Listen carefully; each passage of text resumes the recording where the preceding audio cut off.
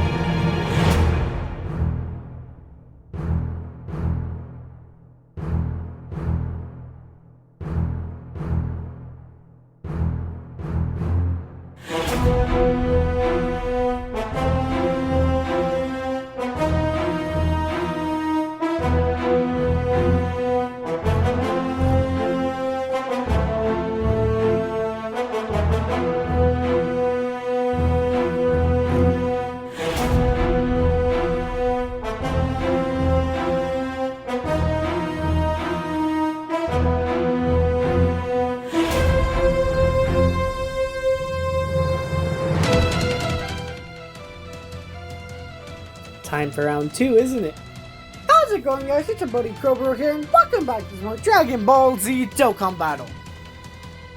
So we're doing this again. We're gonna go into the Legendary Goku event once again with a different team. Why, you may ask? Well, based on the comment section of the previous video that I did with the Potara team, that's not the team we're taking in. But based on a previous comment, specifically right here, as you can see on the screen, made by a viewer called Old Kai Dokkan Gaming, they had recommended the Kamehameha team for talking about Gohan. And I was intrigued. I haven't done it before. I haven't pulled it off. I don't think I tried it. But as you can see, there is a Rainbow Gohan. This Rainbow Gohan is courtesy of Old Kai Dokkan Gaming, because as you see in the comments, he offered to put up a Rainbow Gohan just for this. And because of that, we are definitely going to run, if I can find it, a Kamehameha team. Before I do that though, I do want to do one final check on members of the team just to see if there's anyone I feel I need to replace on it. Just really quickly scanning through every card. Everything seems to be okay. That's both healing items with those, dodge ability with UI. I trust the anniversary units. I would like another Potara unit, that's for sure. I would really love to bring the STR Vegito, but I trust this specific team. It's an all LR team. We are definitely going to get rid of that fruit because that was one of the handicaps with the last one. We are going to put... I could have swore that I had Whis. Oh, there they are. Whis, perfect. Okay. Reduced by 40%. 55%, okay. Recovers health 55% and 30% for one turn. Bulma does. Okay, yeah, so this is the team that we're going to take. Here we go. In the second time around, this time with the Kamehameha team, we are going to go in back to the Legendary Goku bit because, honestly, in a weird way, I kind of want to make this into a series. That sounds a little weird, but I actually do kind of want to make this into like a weird, wacky little series of CrowBro just basically running the Legendary Goku event with whatever team. As you saw, as those of you that saw the previous video, I put Legendary Goku event Potara edition. This one, if we manage to beat it, will be called the Legendary Goku event Kamehameha edition, and so on and so on and so on. We're gonna keep bringing in teams every single time to see if we can beat it, because I know it's been done before. I know there are reviews of countless of teams that have done it before, but the thing is, I may have the same units, they may have the same potential, but CrowBro is the one calling the shots on this one. And your boy CrowBro isn't the best when it comes to calling the shots on running difficult events. Let's just say CrowBro isn't exactly the biggest brain player out there, okay? Most of the time, when I need to focus, I don't. Most of the time, when I need to do a big brain play, I don't succeed at all. And so, because of that, it's going to be relatively difficult for me to do each team, but I will try my very best. Even if at the end I fail the runs, I will try my very best to run the teams that you guys offer. That's what I'm going to start. That's what I'm going to start doing. Every single video, I'm going to look at the comment section and see what team you guys want me to run. And depending on your answer, give me a sec. Okay, we're gonna do that. We're gonna give you these orbs, and then that should be enough for Tech Vegeta. Perfect. But like I was saying, every time one of these series episodes of the Legendary Goku event is uploaded, I'm gonna be checking the comment section to see what teams you guys want me to run, and depending on which one gets the most voted or the most mentioned, that's the one that I'm running. This time around, no team was really mentioned, but as I said before, I'm only running it because old Kai offered to put his Rainbow Gohan up, and that's why I'm doing it. And now, at least right now, things are going pretty smoothly. It is the beginning of the event, so things are pretty calm. The funny thing is, this team is relatively dummy-proof. I'll say dummy. I didn't expect you to transform this early. I honestly didn't expect you to transform, at least this quick, but that's a benefit to us. Okay. We are gonna lead with Gogeta. Have UI take these orbs, and Gohan's gonna get these orbs. Okay. So because this team is relatively dummy-proof, even though CrowBro's the one that's running it, I feel the need to include some story times in this specific run-through. And what better way to start off a story time than a story time from work, which I've done a few times in my videos. Now this one was a relatively interesting one. This one happened about a week ago, maybe 2 weeks ago at the time of recording this specific video. And I work in a fast food restaurant, as many of you know, called Raising Cane's. And for those of you that have worked in fast food, oftentimes you know that you get put in different positions. You kind of get rotated into different positions. You don't really stay in one, but you get rotated depending on where they need you, where you need to, where they need you to fill, where you've been trained, and all of that stuff. And so on this particular day, CrowBro was put in the drink section at the very front. Because there's 2 drink sections often, at least with the whole thing that's going on around in the world. There's now typically 2 drink sections for fast food. There's the back one, which does the drive-thru drinks, and the front one, which takes care of the takeout front drinks, or the mobile drinks if your restaurant has mobile ordering. So I was doing the front. On this particular day, it was a relatively busy crowd. Things were bustling, things were busy, all seemed normal, you just had CrowBro there pumping up the drinks for the customers as I usually do. CrowBro barista had his hat on that day. And while that was happening, okay, I wasn't paying attention for just a little bit. Let's just do these to make sure that we live, because I definitely don't want to die this early. Alright, but like I was saying, yeah, CrowBro barista hat on. So I'm just giving the drinks to the customers, and from the corner of my ear, from like the furthest of my hearing, I hear people start freaking out in the kitchen, and I'm like, okay, that's pretty new.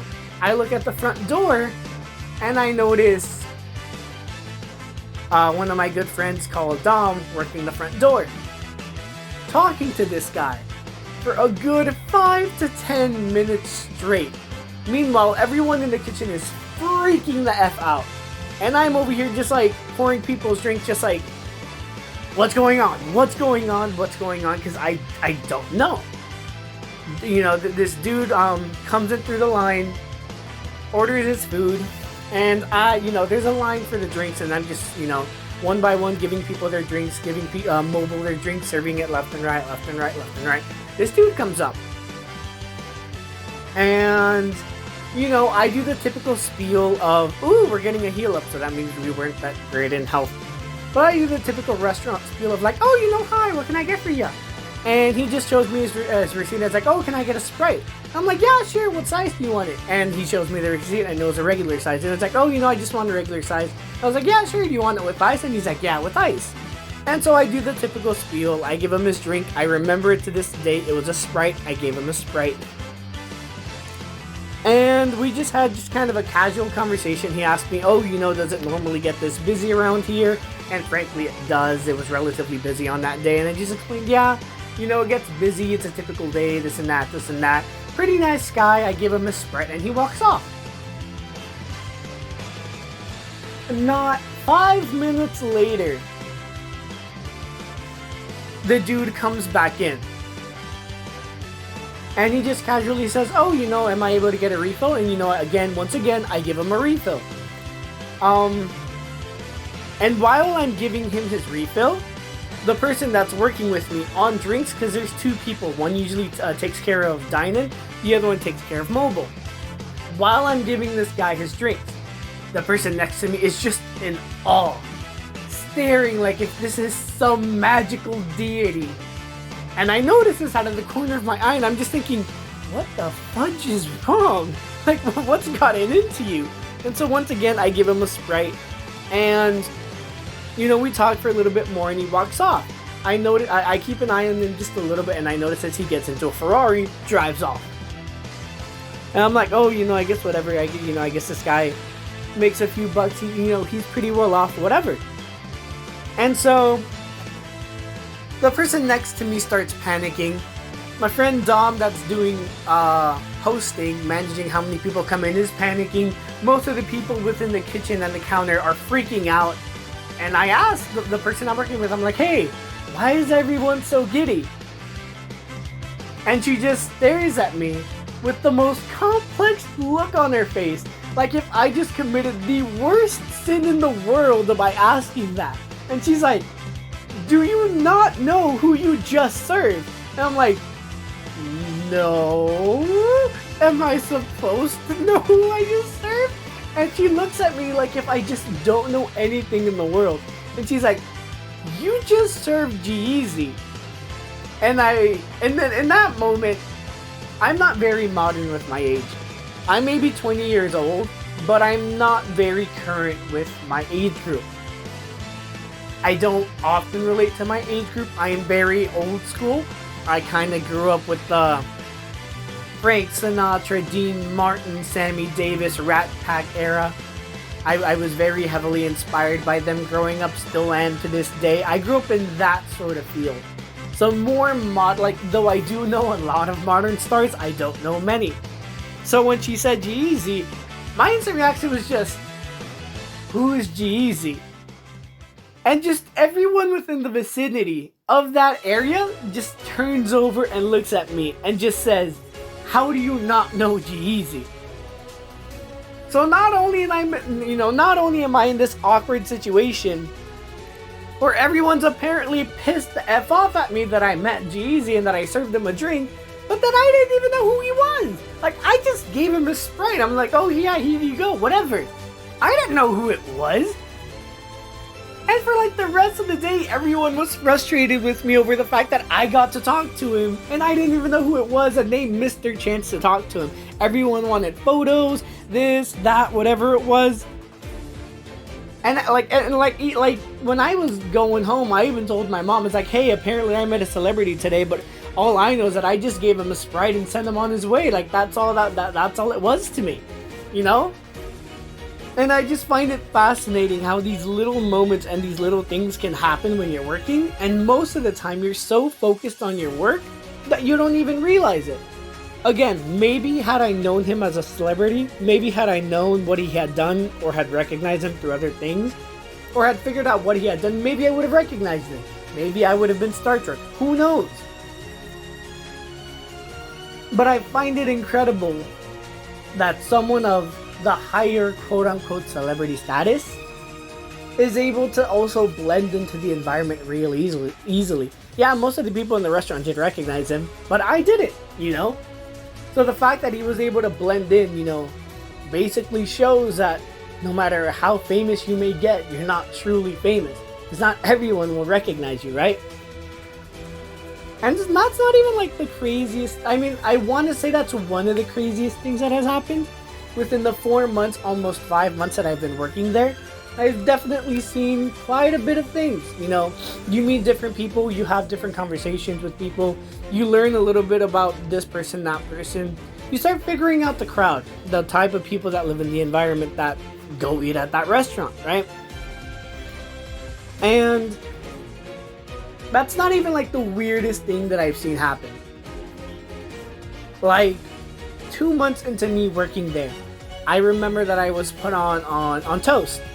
And I was just kind of baking the toast, just chipping it out left and right, boom, boom, boom, boom, boom, boom, boom, boom, boom, like I usually do.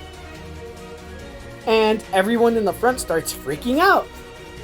I'm like, okay, what the heck is going on?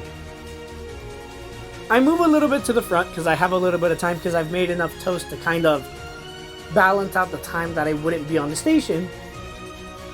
And I figure out why everyone is freaking out. I take a look at the front door. And not one, but 2 people dressed in full head-to-toe stormtrooper outfits show up. No purpose, no type of warning.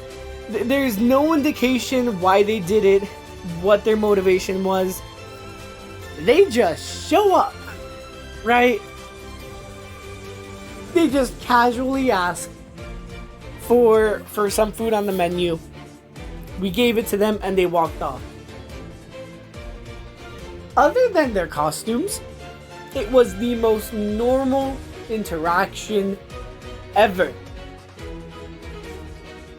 I unfortunately don't have footage of that anymore, but I believe some of my coworkers still do. I'm not 100% sure if they do, but if they do, I will try to ask them to see if they can send it to me.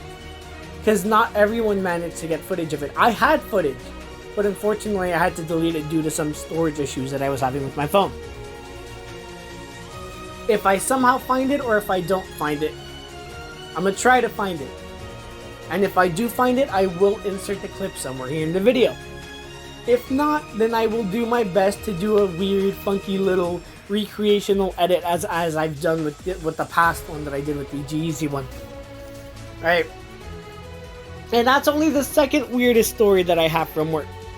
Keep in mind, I just said the second weirdest story. That's not as weird as it gets. The only other weird story... I have about 3 weird stories. Those are the first 2. The last one, or at least one of the last ones, because I know that I have way more, it's just that they're not coming to mind. But once again, I was put on the drink station. At this point in time, I was actually at the front door because, you know, people were covering breaks here and there, and we needed someone to cover the door, so they put me at the front door. So I was letting people in and out, monitoring how many people were in the restaurant and guiding them in and out and all that stuff. So I was doing that. I've done that most of the time when I work. And I'm not going to use the actual word, so hopefully some of you can recognize what I'm about to say when I say this. But 2 workers of the corner nights walked into the restaurant, but they didn't have masks. And we can't let people in without masks. Granted, they were dressed really inappropriately, but we generally can't let people in without masks. And so I just let them know, oh, you know, I'm sorry, but you just need to wear a mask to come in. You can get a mask and all that stuff. We can completely let you in. It's fine. And they both kind of freeze. And they look at me. And though most of the time I don't portray it, I have a really good sense of hearing. I grew up being a musician. I was in bands for 7+ years in my day. All of middle school, all of high school. I was in concert band, symphonic band, marching band, jazz band, everything except orchestra and mariachi. I was in everything. My ear is trained to the absolute maximum potential of human hearing. And they whispered something to each other. And like I said just now, my ears are very trained to hear the slightest bits of sound. And their exact conversation, not even their conversation, but the one thing that they said as they were looking at me when I said they needed to walk back was, and I kid you not, quote, "If we treat him to a good time, do you think he'll let us in?" End quote. And I looked to my right, gave my manager a panicked look. He nodded, they saw, and walked off to go ask people for masks because apparently they didn't have any of their own in their limited amount of clothing as I'll leave it. At this exact time, the person that I was covering for had just finished their breaks. By the way, side note, I haven't been paying attention at all to this run and we're already on UI. That's pretty cool. I find that pretty cool that I wasn't paying attention and we're already that far. Basically proves, as I said, that this team is extremely dummy proof. I mean, look how far we got. But anyway, like I was saying, breaks were covered and I got sent back to drinks. They finally got masks, ordered their food, but now I had to encounter them again because I was on drinks. They told me their drinks and I was starting to serve them. I also remember exactly what they asked for. It was a large sweet tea lemonade and the other wanted a regular high C.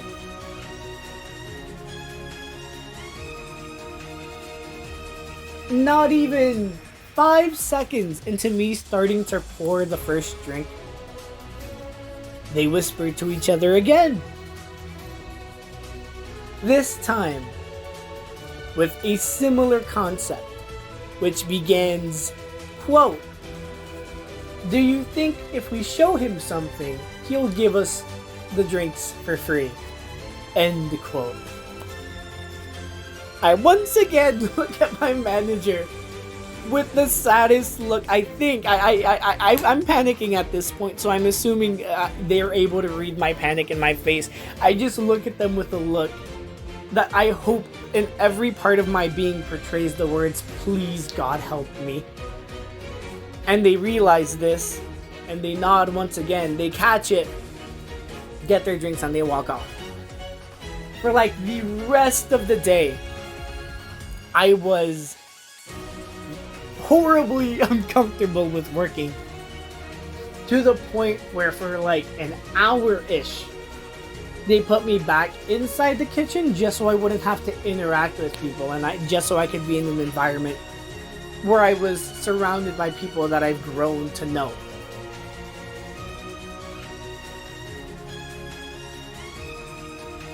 And it's, you know, there's a lot of weird stories that happen when you work at fast food. I always thought it wasn't real. As someone who often likes to read stories on the internet about people's lives and likes to hear what people have been through, I often had a hard time believing whether some of them were true. I oftentimes had a hard time believing whether or not some of these outlandish, incredible stories were even real. Having worked in fast food for these past couple of months basically proves it without a shadow of a doubt that the weirdest encounters you can find in a fast food restaurant. And that's not to say that it's all weird. You do have really good moments, you have really bad moments, you have exciting moments, and you have kind of sad moments. But the moral of the story is, the moral of this entire storytelling arc, that I've embarked on while taking on the Kamehameha challenge for the legendary Goku event, even though I have been paying no attention to it, to be honest, is that if you plan to work in fast food, or if you decide to apply to working to fast food, be warned. Let CrowBro's words and stories be something of a guidance to you. If you ever decide to, be warned that things can get pretty wild in fast food. Just be warned a little bit. I warn you just a tad bit. I hope you heed my warnings very, very, very closely. Not saying that it's all bad, mind you. A lot of it can be really fun. I am not shy to admit that I've met some really incredible people, at least where I work. Oftentimes, you tend to bond with these people because you work with them every single day. And it's definitely less than a classroom environment where you just have one or two friends or your little posse and everyone else is just kind of separated. Because when you work, especially at fast food, I like to believe, there's more of a sense of camaraderie. It's like there's a mutual understanding with everyone that not only the job has to be done, but that you're all working extremely hard to get it done. And sometimes it'll be really easy, sometimes it'll be a pain in the butt. Sometimes you'll have really great days, sometimes you'll have the absolute worst days of your life in it. But at the end of the day, through it all, by the way, Vegito and Gogeta came in clutch. It's a good experience. I like to think that it's a very good experience. It teaches you a lot of things. And though I've had really wacky stories to share within this video, I would highly recommend it.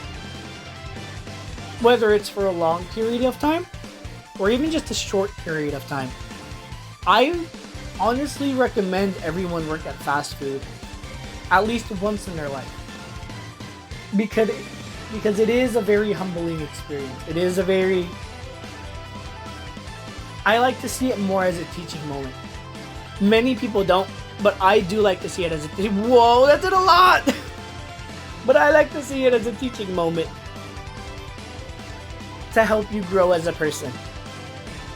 And with that, with Gogeta's hit, we have cleared the Kamehameha run for the legendary Goku event without even paying any attention, or better yet, minimal attention to this run. I don't know how much time. Yo, 24 minutes, that's a new record for me. Let it be known that this is a team that I took. Some of these items, maybe I could have gone without it, but this is the team that CrowBro took. As you can see, my record was 30, 46, and 4. I said in the previous video that if we went extremely focused and extremely hard on this event, we could easily beat that score. Because we got 32 last time in the video. We didn't beat the record. I wasn't paying attention at all. If anything, I was slowing down the slacking just a little bit by sharing the stories. But 24:14.2. And I think that's a pretty good run. I personally think that was pretty good. Anyway, guys, I hope you enjoyed this little CrowBro attempt at doing another run of the legendary Goku event. And like I said earlier in the video, if you guys want me to run it with a different team or try something different, definitely leave it down in the comments below so I can know what you guys want, because I would rather make content that you guys want to see rather than assume what you want to see. But anyway, I hope you guys enjoyed this episode, and as always, in case I don't see ya, good afternoon, good evening, and good night. Thanks for watching.